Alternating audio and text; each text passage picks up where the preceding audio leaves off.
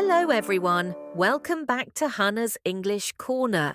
I'm Hannah, and this is your little moment to relax, smile, and learn some real English you can actually use. And I'm Ethan. Here we don't chase perfect grammar. We focus on real life English, the kind you can use in everyday conversations. Today, we are focusing on a crucial part of fluency, emotional communication. We are exploring the essential words and phrases you need to talk about your dreams in English. Not the ones you have while sleeping, but your wishes, your hopes, and your big plans for the future. We promise to share the precise language that allows you to open up, share your vision, and express your goals and ambitions naturally and accurately. And this is a big moment, so if you enjoy learning with us, please hit that like button now. It's the best way to support our corner. This helps our friendly English learning community grow stronger and larger. Let's dive in and master the language of dreaming big now. Perfect. Let's get started. Hannah, I think talking about dreams is one of the most inspiring things you can do in a conversation. It's how you really get to know someone's heart, don't you think? I totally agree, Ethan.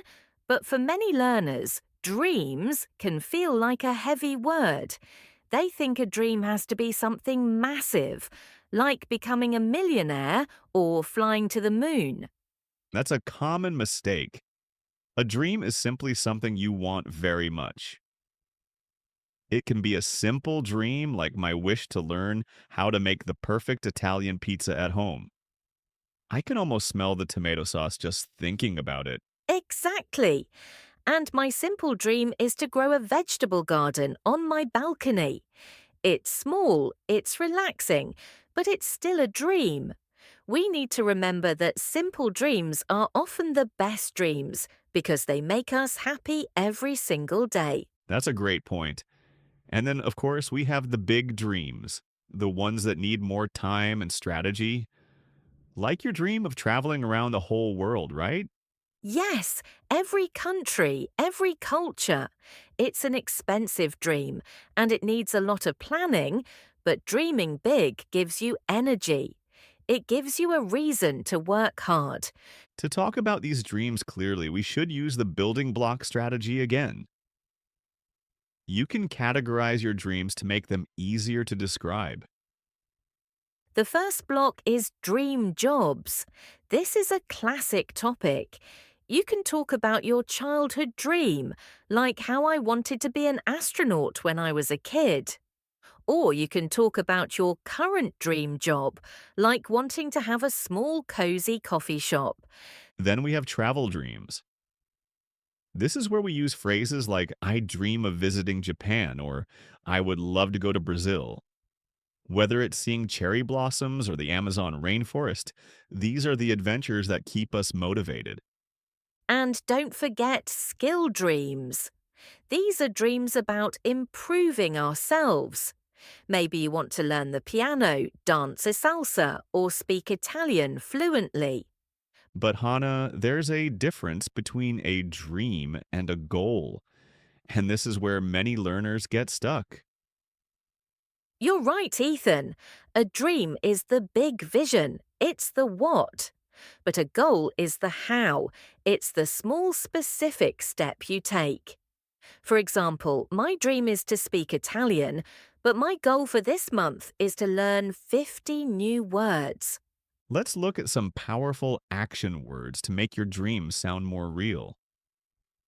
The word achieve is a strong one. It means to successfully reach your goal after working hard.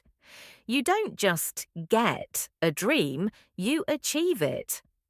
And my favorite phrase, come true. When a dream is no longer a wish but becomes real life, we say it has come true. My dream of being a teacher came true on this channel. We also have the word future. It covers everything that hasn't happened yet. Talking about your future dreams helps people understand who you want to become. And finally, remember that dreams can change. It's completely normal. As we get older, we learn more about ourselves. Giving up an old dream to start a new one isn't a failure, it's just growth.